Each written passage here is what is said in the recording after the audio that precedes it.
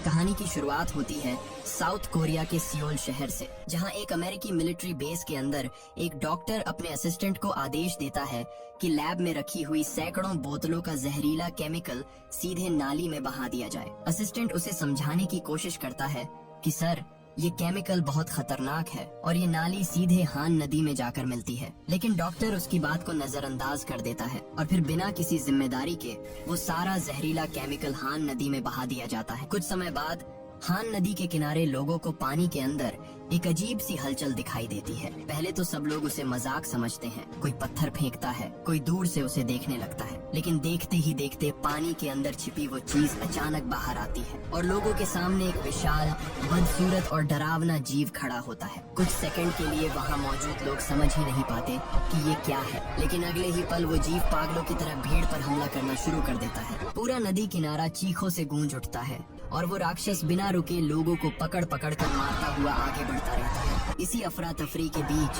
कुछ लोग भागकर एक कंटेनर जैसे कमरे में छिप जाते हैं और डर के मारे अंदर से दरवाजा बंद कर लेते हैं, लेकिन एक औरत बाहर ही छूट जाती है। राक्षस धीरे धीरे उसकी तरफ बढ़ने लगता है। औरत डर के मारे पीछे हटती है, लेकिन उसके पास बचने का कोई रास्ता नहीं होता। आखिरी पल में वह सीढ़ियों से नीचे कूदकर अपनी जान बचा लेती है, लेकिन तभी उसे याद आता है कि उसका छोटा बेटा अभी भी उसी कंटेनर के अंदर फंसा हुआ है। अंदर मौजूद लोग मदद के लिए चीख रहे होते हैं, क्योंकि कंटेनर का दूसरा दरवाजा जंजीरों से बंद होता है और बाहर वह औरत रोते हुए गैंगडू से मदद की भीख मांगती है। गैंगडू पहले से ही डरा हुआ होता है, लेकिन बच्चे की बात सुनकर वह हिम्मत जुटाता है। उसके साथ एक विदेशी आदमी भी मदद के लिए आगे आता है। दोनों पूरी ताकत से जंजीर तोड़ने की कोशिश करते हैं। काफी मशक्कत के बाद वे दरवाजा खोलने में कामयाब हो जाते हैं और अंदर फंसे लोगों को बाहर निकालते हैं, लेकिन राक्षस अभी भी वहीं मौजूद होता है। विदेशी आदमी गुस्से में जमीन से पत्थर उठाकर उस राक्षस पर फेंकता है, लेकिन उस दैत्य पर उसका कोई असर नहीं होता। फिर गैंगडू और बाकी लोग मिलकर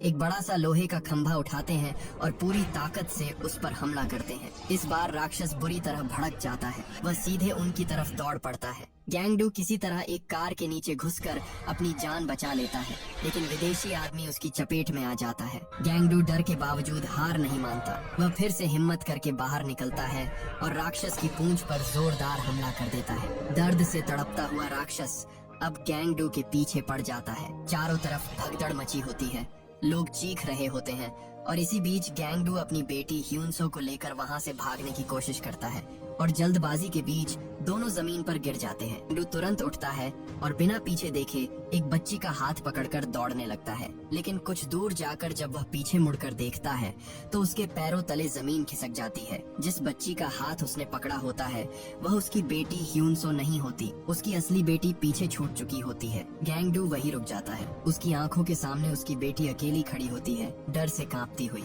वह अपने पिता को देखती है जैसे मदद के लिए पुकार रही हो। गैंगडू पूरी ताकत से उसकी तरफ भागना चाहता है, लेकिन तब तक बहुत देर हो चुकी होती है। राक्षस अचानक ह्यूनसो को पकड़ लेता है और उसे लेकर नदी में छलांग लगा देता है। गैंगडू बेबस होकर सिर्फ देखता रह जाता है। राक्षस तेजी से तैरते हुए नदी के दूसरी तरफ जाता है और फिर धीरे धीरे पानी के अंदर गायब हो जाता है। यह गैंगडू की जिंदगी का सबसे बड़ा दर्द बन जाता है। गैंगडू का पिता यह सब अपनी आंखों से देखता है। वह अंदर से टूट जाता है, लेकिन चाहकर भी कुछ नहीं कर पाता। इसके बाद सरकार और सेना पूरे इलाके को घेर लेती है। हान नदी के आसपास का इलाका प्रतिबंधित घोषित कर दिया जाता है।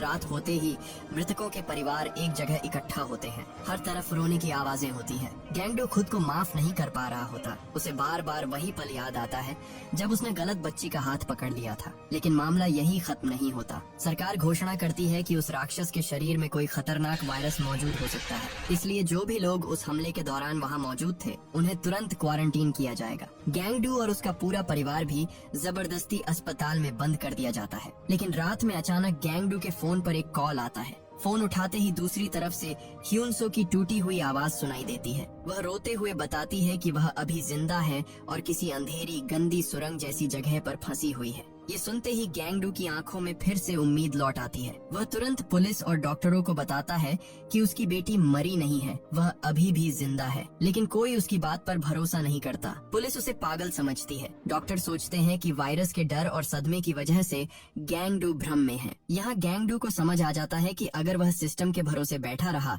तो उसकी बेटी सच में मर जाएगी। जब कोई उसकी मदद नहीं करता तब गैंगडू और उसका परिवार फैसला करते हैं कि अब ह्यून सो को वे खुद बचाएंगे। वे अस्पताल से भाग निकलते हैं। गैंगडू के पिता अपनी पूरी जमा पूंजी निकालते हैं और ब्लैक मार्केट से हथियार, गाड़ी, प्रोटेक्टिव सूट्स और सर्च का सामान खरीदते हैं। अब यह परिवार गवर्नमेंट की नजर में मरीज नहीं बल्कि फरार अपराधी बन चुका होता है। इसके बाद वे खुद को सैनिटेशन वर्कर्स की तरह डिस्गाइज करते हैं। चेहरे पर मास्क, शरीर पर प्रोटेक्टिव सूट और हाथों में इक्विपमेंट लेकर वे कई सिक्योरिटी चेक पॉइंट्स पार करते हैं। अब उनकी सर्च शुरू होती है हान रिवर के आसपास मौजूद हर सीवर, हर टनल और हर अंधेरी जगह में, क्योंकि ह्यून सो ने फोन पर बस इतना बताया था कि वह किसी गहरी, गंदी और अंधेरी सुरंग जैसी जगह में फंसी है। पर दिक्कत ये थी कि शहर के नीचे ऐसे सैकड़ों रास्ते थे। हर सीवर एक जैसा दिखता था, हर टनल अंधेरे में जाकर गायब हो जाती थी। दिन गुजरते जाते हैं। गैंगडू और उसका परिवार बिना रुके ह्यून सो को ढूंढता रहता है, लेकिन उन्हें कोई पक्का सुराग नहीं मिलता।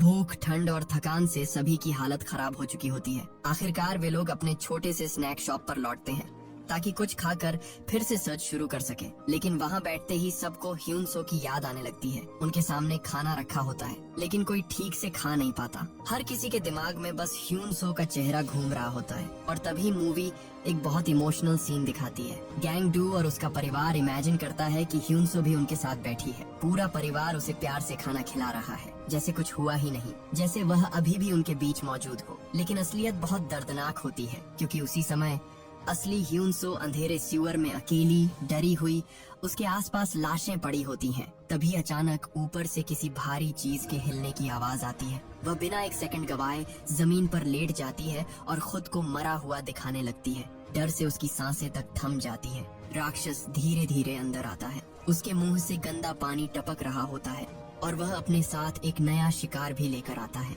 लेकिन इस बार किस्मत से वह शिकार पूरी तरह मरा नहीं होता। एक छोटा लड़का अभी भी जिंदा बचा होता है। जैसे ही मॉन्स्टर वहाँ से जाता है, ह्यून सो तुरंत उस लड़के के पास जाती है और उसकी हालत देखने लगती है। लड़का बहुत डरा हुआ और कमजोर होता है, मगर तभी फिर से आवाज आने लगती है। मॉन्स्टर शायद कुछ भूलकर वापस लौट रहा होता है। ह्यून सो घबराकर तुरंत उस बच्चे को अपनी बाहों में लेती है और उसके साथ जमीन पर लेट जाती है। दोनों बिल्कुल बिना हिले डुले पड़े रहते हैं। राक्षस उनके बेहद करीब आकर उन्हें सूंघता है। ऐसा लगता है जैसे वह किसी भी पल उन्हें पकड़ लेगा। ह्यून सो अपनी सांस तक रोक लेती है।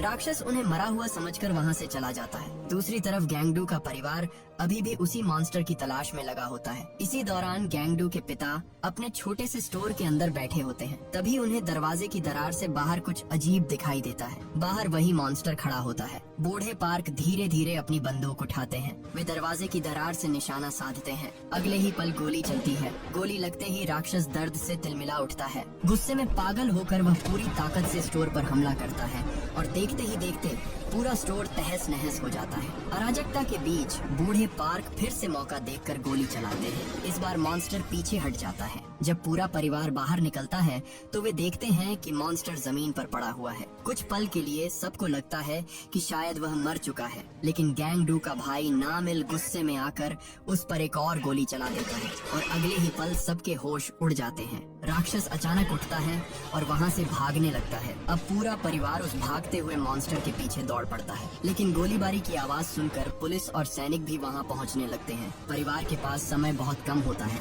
इधर पुलिस उन्हें पकड़ने आ रही होती है और उधर मॉन्स्टर दोबारा नदी की तरफ भाग जाता है। राक्षस इसी मौके का फायदा उठाता है और वापस हान रिवर में छलांग लगा देता है। तभी बूढ़े पार्क अपने बच्चों से कहते हैं कि तुम लोग भाग जाओ। वह जानते हैं कि पुलिस भी आ रही है, इसलिए वह खुद पीछे रुककर मॉन्स्टर का सामना करने का फैसला करते हैं। वह गैंगडू की बंदूक अपने हाथ में लेते हैं। बूढ़े पार्क नदी किनारे खड़े होकर मॉन्स्टर का इंतजार करने लगते हैं। कुछ ही पल बाद मॉन्स्टर पानी से बाहर निकलता है और धीरे धीरे उनकी तरफ बढ़ने लगता है। लेकिन जैसे ही वह गोली चलाने की कोशिश करते हैं, उन्हें एहसास होता है कि बंदूक खाली है और यही छोटी सी गलती बूढ़े पार्क की जिंदगी ले लेती है। अपने पिता को इस हालत में देखकर गैंगडू पूरी तरह टूट जाता है। उसके अंदर गिल्ट, गुस्सा और बेबसी सब एक साथ फट पड़ते हैं। लेकिन पुलिस तेजी से पास आ रही होती है। इसलिए गैंगडू अपने भाई नाम इल और बहन नामजू से कहता है कि वे लोग ह्यूनसो की तलाश जारी रखें। वह खुद अपने पिता के पास रुक जाता है। गैंगडू अपने पिता के चेहरे पर अखबार डालता है। वह वहाँ से जाना चाहता है, लेकिन अपने पिता को ऐसे छोड़कर जाने की हिम्मत नहीं जुटा पाता। आखिरकार पुलिस वहाँ पहुँच जाती है और गैंगडू को पकड़ लेती है। दूसरी तरफ नामिल और नामजू अब अकेले ह्यूनसो को ढूंढने की कोशिश करते हैं। तभी नामिल को अपने कॉलेज के एक पुराने दोस्त की याद आती है जो टेलीकॉम कंपनी में काम करता है। नामिल को उम्मीद होती है कि अगर ह्यूनसो के फोन की लोकेशन ट्रेस हो जाए तो वे उसकी एग्जैक्ट जगह तक पहुंच सकते हैं। वह अपने दोस्त से मदद मांगता है। दोस्त पहले उसकी मदद करने के लिए तैयार हो जाता है। दोनों रात के अंधेरे में टेलीकॉम कंपनी के अंदर घुसते हैं, लेकिन सिस्टम खोलने के लिए मैनेजर का पासवर्ड चाहिए होता है। नाम इल का दोस्त पासवर्ड लेने ऑफिस के अंदर जाता है, लेकिन वहाँ पहले से पुलिस छिपी बैठी होती है। असल में उसके दोस्त ने रिवॉर्ड मनी के लालच में उसे धोखा दे दिया होता है। नाम इल बाहर इंतजार करता रहता है, लेकिन उसे धीरे धीरे शक होने लगता है। तभी उसकी नजर पास रखे एक इलेक्ट्रॉनिक डिवाइस पर जाती है। वह बिना समय गंवाए अंदाजे से पासवर्ड डालने की कोशिश करता है और हैरानी की बात ये होती है कि सिस्टम खुल जाता है। आखिरकार नामिल ह्यूनसो के फोन की लोकेशन निकाल लेता है। अब उसे पता चल जाता है कि ह्यूनसो किस तरफ फंसी हुई है, लेकिन तभी पुलिस उसे चारों तरफ से घेर लेती है। नामिल घबराता नहीं, वह तुरंत दिमाग लगाता है और बिजली का शॉर्ट सर्किट कर देता है। पूरे कमरे की लाइट्स बंद हो जाती है और अंधेरा फैल जाता है। इसी मौके का फायदा उठाकर नामिल वहाँ से भाग निकलता है। जाते जाते वह अपने दोस्त को देखता है, वही दोस्त जिसने पहले उसे धोखा दिया था, लेकिन अब चुपचाप उसे भागने का इशारा करता है। नामिल किसी तरह पुलिस से बचकर बाहर निकलता है और पुल से नीचे कूद जाता है। वह बुरी तरह घायल हो जाता है, लेकिन बेहोश होने से पहले ह्यूनसो की लोकेशन अपने भाई और बहन को भेज देता है। उधर नामजू पूरी रात पुल के नीचे छिपकर बिताती है। वह खुद भी पुलिस से बच रही होती है, लेकिन उसकी आंखों में अब भी एक ही मकसद होता है, किसी तरह ह्यूनसो तक पहुंचना। अगले दिन वह छिपते छिपाते एक छोटी दुकान में जाती है। वहाँ कुछ खाती है, थोड़ा खुद को संभालती है और अपना बंद पड़ा फोन चार्ज करती है। जैसे ही फोन चालू होता है, उसे नामिल का भेजा हुआ मैसेज मिल जाता है। उस मैसेज में ह्यूनसो की लोकेशन होती है। अब नामजू को पता चल जाता है कि उसे कहाँ जाना है। वह बिना देर किए तुरंत उस जगह की तरफ निकल पड़ती है। काफी लंबा सफर तय करने के बाद नामजू पुराने ब्रिज के पास पहुंचती है। चारों तरफ सुनसान माहौल होता है, नीचे गंदा पानी बह रहा होता है और आसपास वही अंधेरी सीवर टनल्स फैली होती है। नामजू धीरे धीरे आगे बढ़ती है। उसके हाथ में उसका बो होता है, लेकिन तभी अचानक उसके सामने वही मॉन्स्टर आ जाता है। नामजू तुरंत अपना बाव निकालकर निशाना साधने की कोशिश करती है, लेकिन इससे पहले कि वह एरो चला पाती, मॉन्स्टर बिजली जैसी रफ्तार से उस पर हमला कर देता है। टक्कर इतनी तेज होती है कि नामजू पास के एक गहरे गड्ढे में जा गिरती है। कुछ पल के लिए ऐसा लगता है कि अब उसकी जान नहीं बचेगी, लेकिन किस्मत से वह गड्ढा इतना संकरा होता है कि मॉन्स्टर उसके अंदर नहीं पहुंच पाता। नामजू बेहोश हो जाती है, लेकिन उसकी जान बच जाती है। दूसरी तरफ गैंगडू को भी आखिरकार ह्यूनसो की लोकेशन का पता चल जाता है, लेकिन हॉस्पिटल में डॉक्टर्स उसकी किसी बात पर भरोसा नहीं करते। उन्हें लगता है कि गैंगडू पर वायरस का असर उसके दिमाग तक पहुंच चुका है। उन्हें लगता है कि वह हेलुसिनेशन में अपनी मरी हुई बेटी को जिंदा समझ रहा है। डॉक्टर्स गैंगडू का जबरदस्ती ऑपरेशन करने की तैयारी करने लगते हैं। वे उसके दिमाग से सैंपल निकालना चाहते हैं ताकि वायरस की जांच कर सके। वह किसी तरह हॉस्पिटल स्टाफ को काबू में करता है, वहाँ से निकलता है और सीधे ह्यूनसो की लोकेशन की तरफ दौड़ पड़ता है। उधर नामिल को एक बेघर आदमी बचाता है। पहले तो नामिल बहुत कमजोर और घायल होता है, लेकिन जब उसे होश आता है तो वह उस आदमी को सब कुछ बताता है। वह बेघर आदमी भी उसकी मदद करने के लिए तैयार हो जाता है। दोनों मिलकर पेट्रोल बॉम्ब्स बनाते हैं ताकि मॉन्स्टर से लड़ने का कोई तरीका उनके पास हो। फिर वे भी तुरंत ब्रिज की तरफ निकल पड़ते हैं। अब कैमरा फिर से ह्यूनसो की तरफ जाता है। ह्यूनसो और वह छोटा लड़का दोनों बहुत ज्यादा कमजोर हो चुके होते हैं। ह्यूनसो समझ जाती है कि अब सिर्फ इंतजार करने से कुछ नहीं होगा। अगर उसे बचना है तो उसे खुद रास्ता बनाना पड़ेगा। वह आसपास पड़े कपड़ों को इकट्ठा करती है और उन्हें आपस में बांधकर एक लंबी रोप जैसी चीज बनाती है। फिर वह उसे ऊपर लगी लोहे की ग्रिल तक फेंकने की कोशिश करती है। कई बार कोशिश करने के बाद आखिरकार कपड़े ग्रिल में फंस जाते हैं, लेकिन दिक्कत ये होती है कि कपड़े अभी भी बहुत ऊपर होते हैं। ह्यूनसो कई बार कूदकर उन्हें पकड़ने की कोशिश करती है, लेकिन हर बार नाकाम रहती है। तभी उसके दिमाग में एक खतरनाक आइडिया आता है। कुछ देर बाद मॉन्स्टर पेट भरकर अपनी मांद में वापस आता है और नीचे आराम करने लगता है। ह्यूनसो पहले ये कंफर्म करने के लिए एक खाली कैन उसकी तरफ फेंकती है कि वह सच में सो रहा है या नहीं। मॉन्स्टर कोई रिएक्शन नहीं देता। अब ह्यूनसो उस छोटे लड़के से कहती है कि वह यहीं छिपा रहे, वह बाहर जाकर मदद लेकर जरूर वापस आएगी। लड़का डर जाता है, लेकिन ह्यूनसो उसे भरोसा दिलाती है। इसके बाद ह्यूनसो पूरी हिम्मत जुटाती है, दौड़ लगाती है और सीधे मॉन्स्टर की पीठ पर पैर रखकर ऊपर लटक रहे कपड़ों को पकड़ लेती है। कुछ पल के लिए लगता है कि वह सच में बच जाएगी, लेकिन तभी मॉन्स्टर की लंबी पूंछ अचानक उसे जकड़ लेती है। धीरे धीरे वह उसे वापस नीचे खींचने लगता है। ये सीन बहुत डरावना होता है। ये सब देखकर छोटा लड़का डर से कांपने लगता है। ह्यूनसो खुद खतरे में होती है, लेकिन फिर भी वह उस बच्चे को बचाने के लिए वापस उसकी तरफ भागती है। वह उसे छिपाने और बचाने की कोशिश करती है, लेकिन तभी मॉन्स्टर उसे दोबारा पकड़ लेता है। अब ह्यूनसो की हालत बहुत कमजोर हो चुकी होती है। इसी बीच बाहर सरकार फैसला करती है कि अब इस मॉन्स्टर को खत्म करने के लिए कोई बड़ा कदम उठाना पड़ेगा, लेकिन सरकार का तरीका फिर से खतरनाक होता है। वे हान रिवर के पास एक डेंजरस बायोकेमिकल वेपन छोड़ने की तैयारी करते हैं, जिसे वे वायरस और मॉन्स्टर को रोकने का आखिरी सॉल्यूशन बताते हैं। लेकिन अब लोगों को गवर्नमेंट की बातों पर भरोसा नहीं होता। इसी वजह से हजारों लोग सड़कों पर उतर आते हैं। हान रिवर के किनारे बड़े बड़े प्रोटेस्ट शुरू हो जाते हैं। लोग सरकार के खिलाफ नारे लगाने लगते हैं। इसी बीच नदी के अंदर छिपा बैठा मॉन्स्टर अगले ही पल वह तेज रफ्तार से भीड़ की तरफ बढ़ने लगता है। भीड़ में भगदड़ मच जाती है, लेकिन तभी मॉन्स्टर अचानक तड़पने लगता है। सरकार द्वारा छोड़ा गया केमिकल उसके शरीर को जलाने लगता है। वह दर्द से पागलों की तरह छटपटाने लगता है और इसी मौके का फायदा उठाकर गैंग डू पूरी ताकत से उसकी तरफ दौड़ पड़ता है। गैंग डू सीधे मॉन्स्टर के पेट और मुंह के पास पहुंचता है और कांपते हाथों से उसके अंदर फंसे लोगों को खींचने लगता है। कुछ पल बाद वह एक लड़की को बाहर निकालता है, लेकिन जैसे ही वह उसे अपनी बाहों में लेता है, उसकी पूरी दुनिया उजड़ जाती है। वह ह्यूनसो होती है। ह्यूनसो अपनी बाहों में उस छोटे लड़के को पकड़े होती है, जिसे बचाने के लिए उसने आखिरी सांस तक संघर्ष किया था। लेकिन अब ह्यूनसो की सांसें बंद हो चुकी होती हैं, वह मर चुकी होती है। गैंगडू कुछ पल के लिए बिल्कुल शांत हो जाता है, जैसे उसका दिमाग ये सच मानने को तैयार ही नहीं होता। तभी उसका भाई नामिल पेट्रोल बम उठाकर मॉन्स्टर की तरफ फेंकता है, लेकिन मॉन्स्टर अभी भी बहुत तेज होता है। वह लगातार इधर उधर भागता रहता है और हर बार हमले से बच निकलता है। हालात बिगड़ते देख वही होमलेस आदमी आगे आता है, जिसने पहले नामिल की मदद की थी। वह चुपके से ऊपर चढ़ता है और मौका देखकर पूरा पेट्रोल मॉन्स्टर के शरीर पर उड़ेल देता है। अब मॉन्स्टर पूरी तरह पेट्रोल में भीग चुका होता है। नामिल आखिरी पेट्रोल बम उठाता है ताकि मॉन्स्टर को आग लगा सके, लेकिन टेंशन, थकान और घबराहट में उसके हाथ से बोतल फिसल जाती है और पीछे गिर पड़ती है। एक पल के लिए सबको लगता है कि अब सब खत्म हो गया। मॉन्स्टर अभी भी जिंदा है। गैंगडू की बहन नामजू, जो एक प्रोफेशनल आर्चर रह चुकी होती है, धीरे धीरे अपना बो उठाती है। वह एरो के सिरे पर आग लगाती है। नामजू अपनी पूरी फोकस के साथ निशाना साधती है। वह एरो छोड़ देती है। जलता हुआ एरो हवा को चीरता हुआ सीधे मॉन्स्टर की आंख में जाकर धंस जाता है। अगले ही पल मॉन्स्टर का पूरा शरीर आग की लपटों में घिर जाता है। मॉन्स्टर दर्द से भयानक चीखें मारता है। उसकी चीखों से पूरा इलाका कांप उठता है। वह इधर उधर भागने लगता है, लेकिन आग उसके पूरे शरीर को जला रही होती है। अब उसके पास बचने का सिर्फ एक ही रास्ता होता है, हान रिवर का पानी। वह पूरी ताकत से नदी की तरफ भागता है ताकि पानी में कूदकर खुद को बचा सके। नदी बस कुछ ही कदम दूर होती है, लेकिन तभी गैंगडू उसके सामने आकर खड़ा हो जाता है। गैंगडू के हाथ में एक लंबा लोहे का हथियार होता है।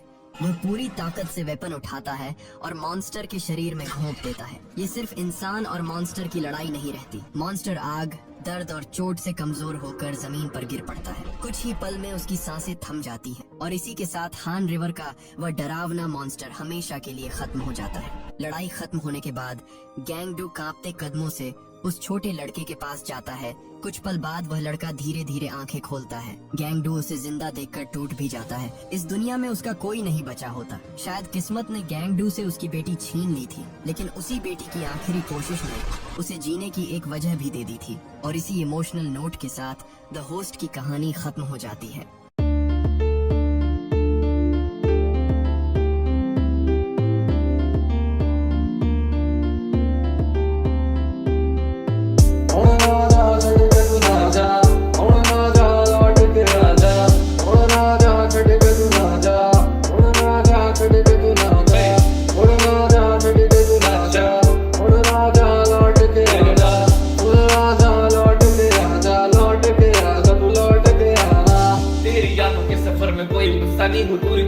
कितनी तेरी तारीफों से रुकता नहीं। शाही लिखावट के हर पन्ने में तकदीर है, सहमा सा हूँ तुझमें मानो तू ही मेरी तकदीर है क्या।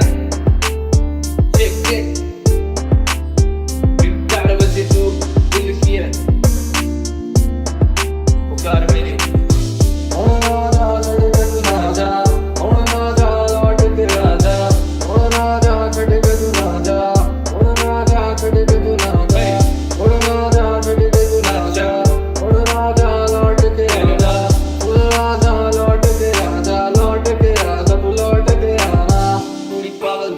दारू पी रही है मेरे आंखों के सामने तू वैसे पी रही है।